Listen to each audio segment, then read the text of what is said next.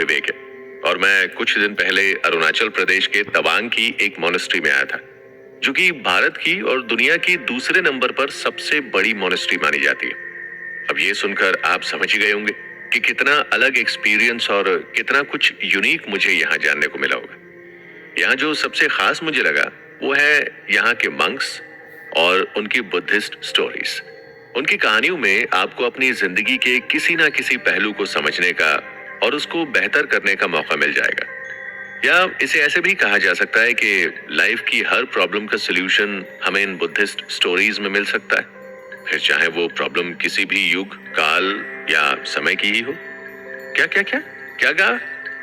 आपको ऐसा लग रहा है कि क्योंकि मैं वहां घूमने गया था और उस जगह से बहुत ज्यादा प्रभावित हो गया हूं, इसीलिए कुछ ज्यादा बढ़ा चढ़ा कर बोल रहा हूं, लेकिन ऐसा नहीं है। इस पूरी यात्रा के दौरान मैंने खुद के अंदर बहुत अलग अलग बदलाव देखे।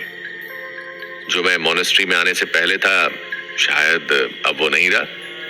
मैं बदल चुका हूं। इस यात्रा के दौरान मैंने पाया कि पहले मैं एक निराश, जिंदगी से हारा हुआ, लोगों और दुनिया के पैरों तले दबाया हुआ, अपनों के द्वारा जख्मी किया हुआ और नाकामयाबी के लिए रोता हुआ इंसान था।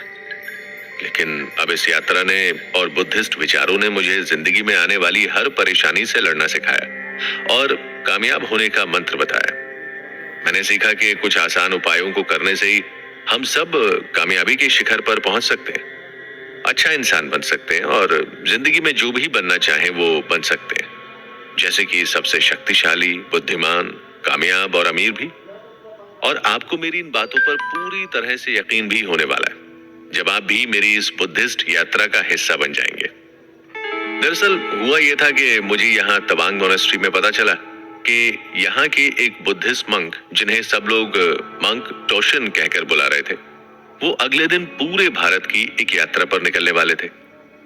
तो मैंने अचानक से प्लान बनाया कि क्यों ना मैं भी इनके साथ इस यात्रा पर जाऊं।